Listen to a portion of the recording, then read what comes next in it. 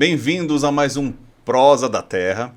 E hoje a gente vai estar falando aqui sobre o destaque, né? Nosso programa de destaque todo sábado aí para vocês. Vocês vão ter a oportunidade de estar assistindo ele, né? E hoje a gente vai falar da safra da soja e do milho. Mas antes de começar o assunto, eu vou pedir para que você compartilhe, que você dê aquela curtida aí no nosso vídeo, tá? E se inscreva no canal, isso é importantíssimo, tá? Para que o canal possa crescer cada vez mais, não é, Clodoaldo?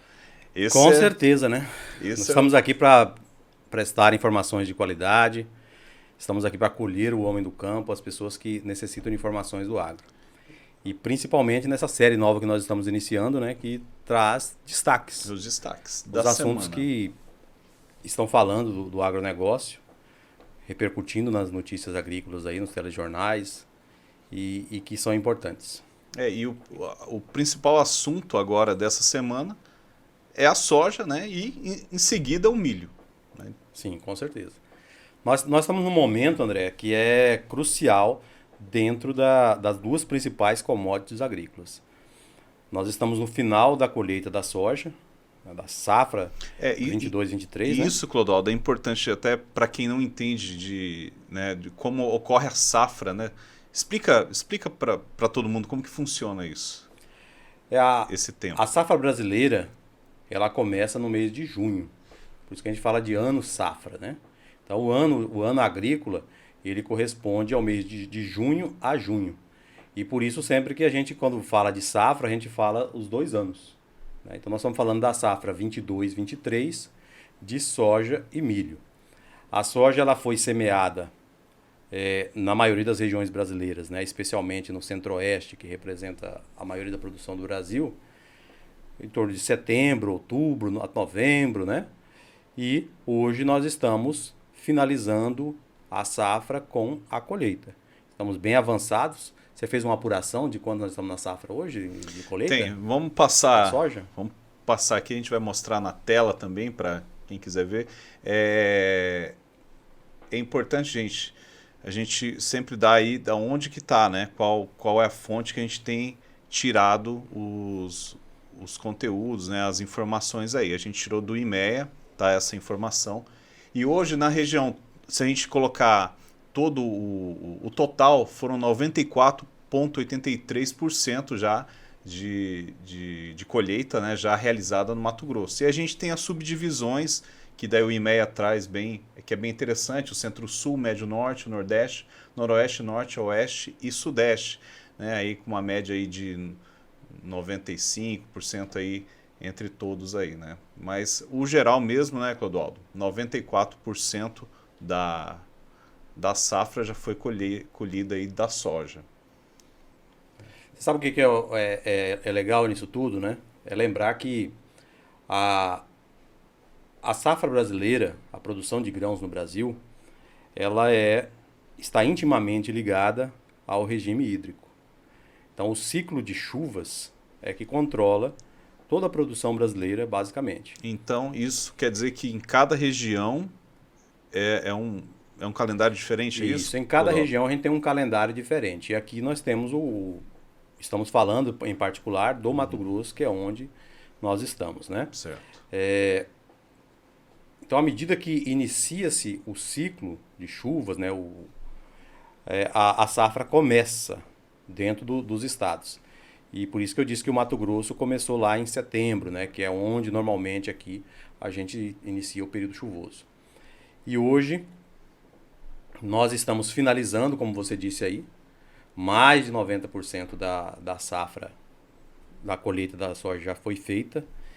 E depois da soja nós vamos para a segunda safra que se fala, que é também chamada de safrinha, cuja cultura principal Milho. é o milho, né? E o milho hoje está sendo semeado no Mato Grosso, aproveitando esse restante do período chuvoso. Então a gente ainda tem chuvas aí no mês de março, abril, né? Um pouquinho em maio ainda. E aí termina a safra do milho. O que é importante frisar? Os nossos agricultores, na verdade, a agricultura, enquanto história, né, traz personagens que aprenderam a lidar com o regime de chuvas. as nossas tecnologias, elas estão pautadas no regime de chuvas. Então, quando a gente seleciona material genético de soja, a gente seleciona para caber dentro do que a gente chama, a gente lê nas notícias aí, de janela de plantio, né? Janela de semeadura. E quando a gente seleciona os materiais de milho também, a gente seleciona para caber dentro do que a gente chama de janela de semeadura. Por quê? Porque a gente precisa fazer 2 safras, aproveitar o máximo possível esse período chuvoso. Então nós estamos terminando a soja e agora nós vamos para a segunda safra dentro desse período, que é a safra do milho. E para entender, qual que é a dificuldade da máquina para colher quando está chovendo? O que acontece? O regime de chuva, ele interfere em tudo, né? Como eu disse, ele nos diz quando semear. E naquele momento em que nós estamos fazendo a semeadura, pouca chuva prejudica. Chuva demais também prejudica. Mas em especial o que acontece é que no período de semeadura é super importante que esteja chovendo.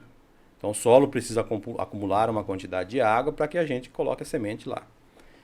E sempre a gente ouve falar, né, dentro desse período de semeadura, de estiagens, né, de que a falta d'água. Então, quando a gente semeia, é necessário que chova. É super importante que o produtor entenda qual é a época ideal. E por isso que eu estava falando do ponto de vista histórico, né, de que cada região precisa entender como funciona o regime de chuva do seu local. Então, por isso que no Rio Grande do Sul, ali, aquela estiagem que está desde 2020, né, eles vêm em 3 anos de estiagem, até por conta do fenômeno da Laninha, que é um fenômeno que está afetando muito aquela região e não está deixando que o clima, né, o clima tradicional, né, aconteça lá. Então, eles estão sofrendo muito com isso. Então, está relacionado a essa questão hídrica, né? Então, talvez falte aí daria para você trabalhar melhor a questão hídrica, mesmo sem chuva ali dentro do Rio Grande do Sul, ou a chuva ela é absolutamente essencial no A gente plantio trabalha ali. sem contar com a chuva quando a gente emprega irrigação. Mas aí é muito mais caro, né? É lógico, se você tiver a chuva, é melhor do que você irrigar, aplicar água artificialmente. Agora, assim, hoje a agricultura moderna, ela vem investindo cada vez mais em ferramentas que possibilite o monitoramento de chuvas, as previsões agrometeorológicas, né? De forma que o produtor possa ter mais segurança. Porque, como você disse, nos últimos tempos tem ficado mais difícil lidar com as intempéries, com aquilo que é atípico. Não se pode dizer necessariamente que é uma mudança climática, mas que são situações que ocorrem de ano a ano, atípicas, que às vezes sai da previsão normal do produtor. E aí é preciso que cada região acumule cada dia históricos melhores. No Mato Grosso, a gente vê que há iniciativas muito boas, inclusive iniciativas das associações de produtores, no sentido de aumentar, né, o monitoramento do regime hídrico, de acumular mais dados do regime hídrico. A ProSoja, inclusive, andou, né, fazendo instalações de diversas estações agrometeorológicas dentro do estado, que é uma ação muito importante e que vai trazer muitos resultados no futuro. Então é importante a gente fazer monitoramento, tentar ter mais previsão.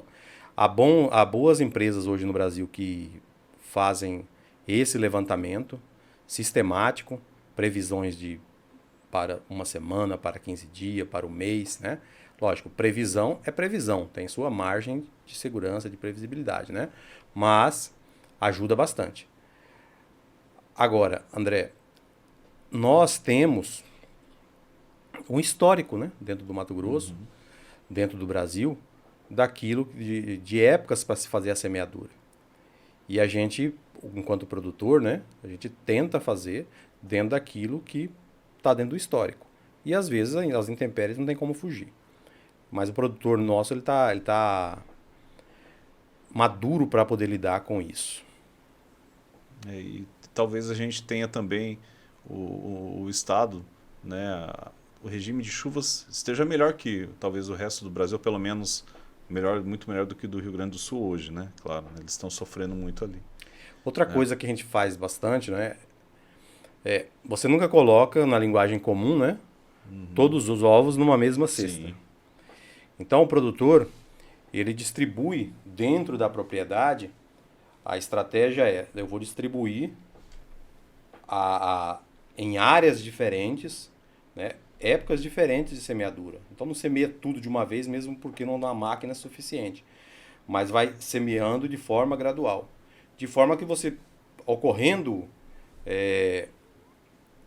condições atípicas, somente afeta uma parte das áreas que eles têm.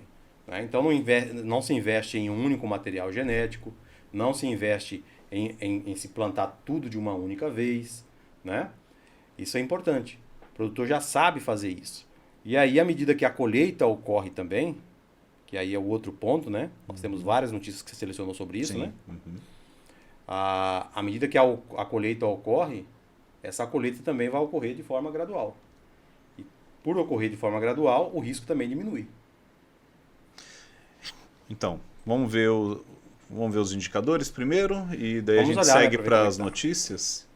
A gente tem aqui o indicador da soja, né, que a gente veio só pontuar, né, hoje a última informação é do dia 10, agora do dia 10 de março, né, que indica aí R$ 167,83 a saca de 60 quilos da soja. Mais para pontuar e mostrar o valor que está atualizado hoje. Pode passar, por favor. Aí. Próximo. Quer falar alguma coisa, Clodoaldo, sobre o ano da soja? Aí, né, a gente tem... A variação parece grande, mas não é tão grande, né? Mas é um valor de 20 reais aí, mais ou menos, né? No ano. O dado traz que nós estamos negociando aí a saca de 60 quilos, né?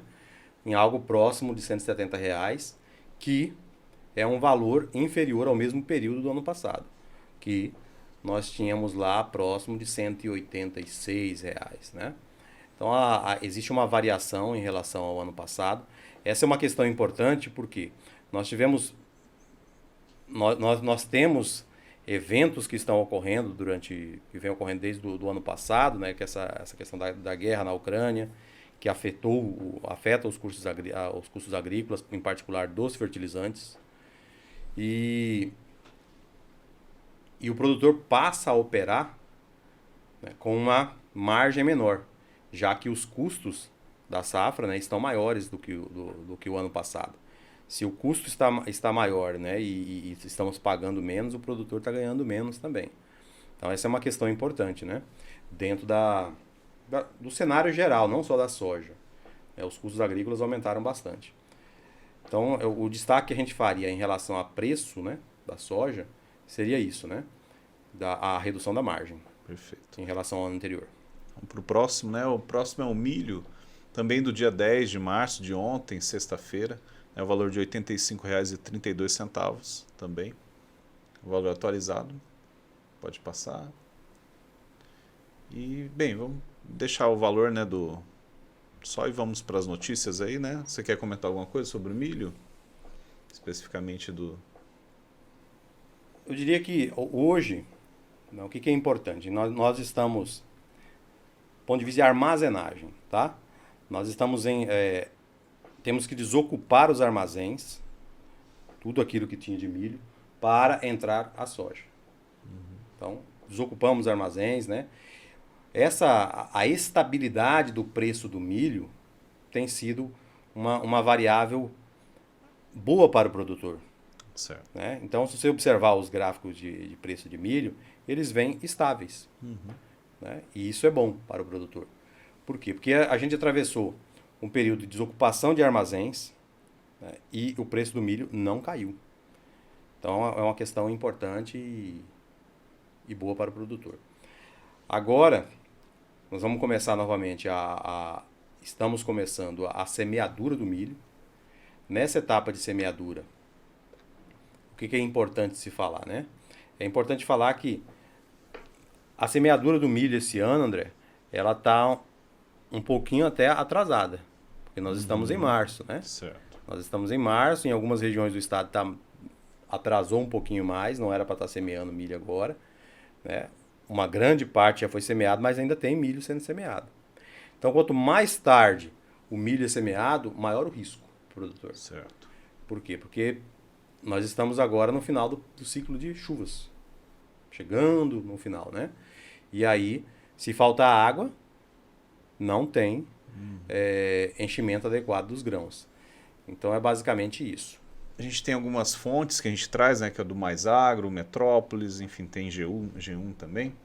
Então, a primeira notícia, Clodoaldo, falando aí o que você me pediu, né? Agricultores ajustam cronograma para garantir a colheita de soja em Mato Grosso, que é o que você estava falando agora, né? Houve um atraso por conta das chuvas, né? Muita chuva também atrapalha, pouca chuva atrapalha, então nesse ano realmente atrasou, né? E alguns produtores do interior de Mato Grosso ainda estão sofrendo com a colheita da soja também, tá? Então,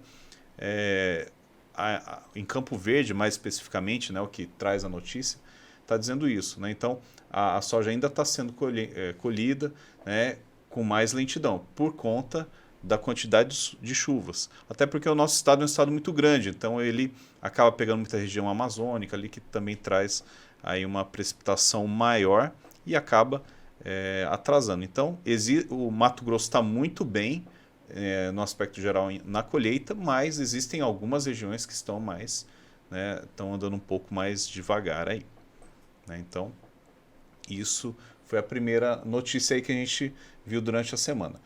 Chuvas atrasam colheita, né? E aí eu peguei uma notícia, né? Pegamos uma notícia aí de Mato Grosso do Sul também, que eles também estão sofrendo com a questão da colheita, e lá está atrasando, já atrasou ano passado, eles tiveram o mesmo problema, né, em relação à questão das chuvas, e esse ano novamente. Então isso vai também atrapalhar a safrinha, né, como você falou também anteriormente. Então, em Mato Grosso do Sul também, que é nosso vizinho, também vai estar sofrendo com esses atrasos aí, né?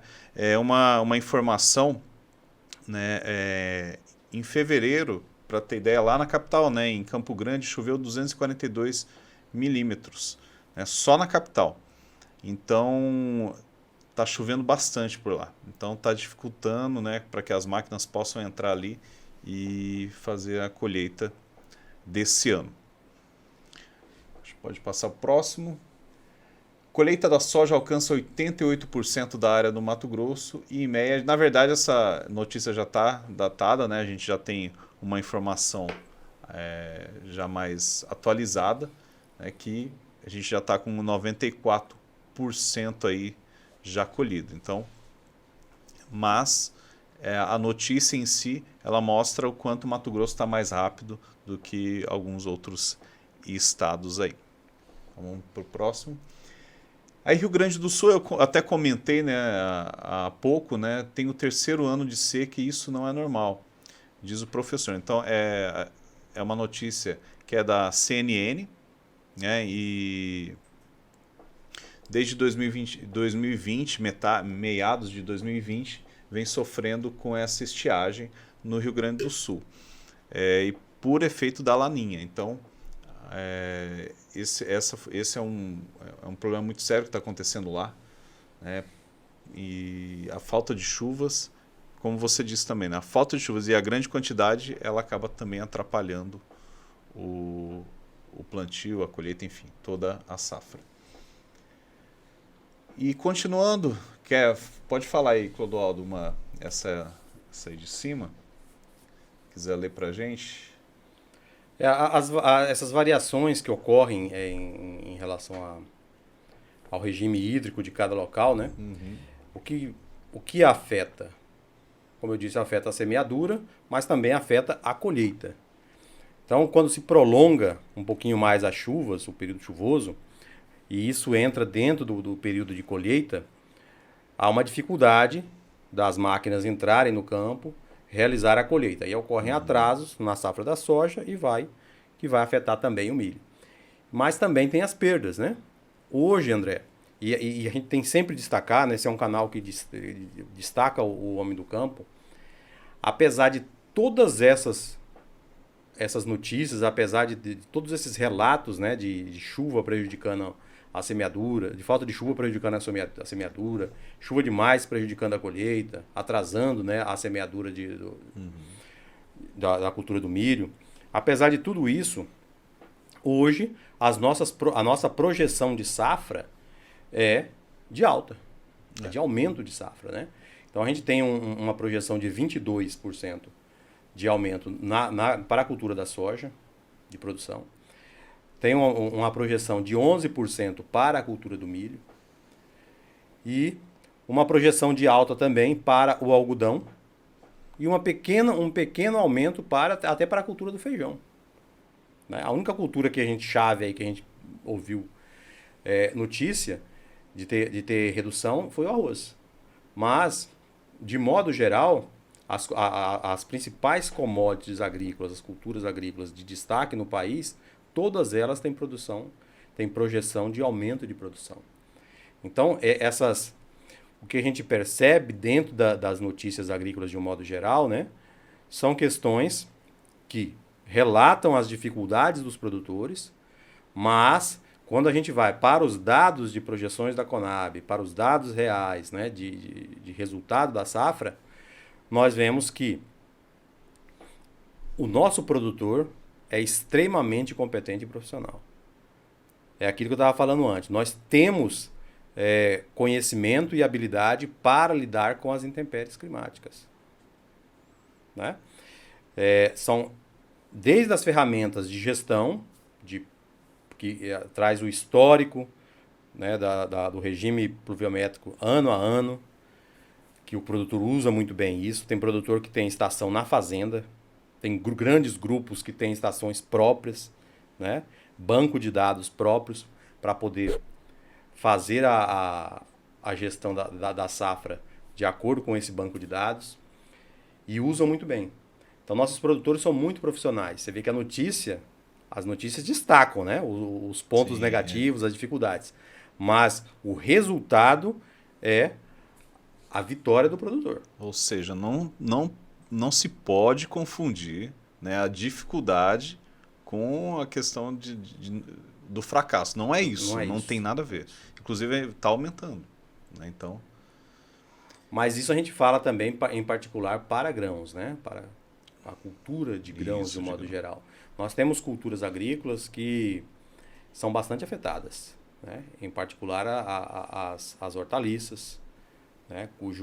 Nós temos região com produção muito centralizada em determinados locais, que o excesso de chuvas prejudica muito e aí a gente vê o preço muito volátil nas hortaliças. De um modo geral, isso aí todo mundo pode perceber. A região centro-oeste, e a notícia aqui né, que fala que o Brasil já está com 48,9% já de colheita, né, realizada. Você vê que a região centro-oeste aqui, ó, por exemplo, você pega Goiás, né, já está com 71% de colheita realizada. Então, tá acontecendo. Tem as dificuldades, mas isso não impede, né, não impede que a safra aumente, né, e que, na verdade, a gente melhore e avance cada vez mais em relação aos grãos. Né? É isso. É isso. Acho que essa é a última notícia, né? E, bem, acho que a gente termina aqui, né? E a gente deseja a todos aí que estão assistindo, primeiro reforçar para você curtir o canal, compartilhar, né? Se inscrever, muito importante. E também agradecer a todo mundo que está já assistindo aí, que já está gostando do canal. E quer deixar seu recado aí, Clodoaldo? O recado é que nós estamos aqui apenas falando sobre notícias do mundo agro, né? E também queremos destacar o papel do produtor brasileiro dentro desse mundo, né, econômico, e que a gente sabe das dificuldades. Hoje a gente trouxe uma pequena variável, que são que é a questão do regime hídrico, né, dentro da produção agrícola.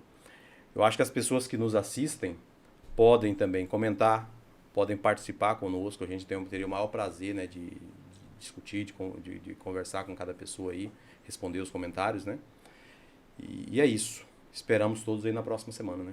É importante isso, deixar seu comentário ali, se você gostou, né? Dê sua opinião, pode deixar. A gente está aqui para cada dia mais melhorar o Prosa da Terra, tá? Então, a gente agradece mais uma vez vocês e até a próxima.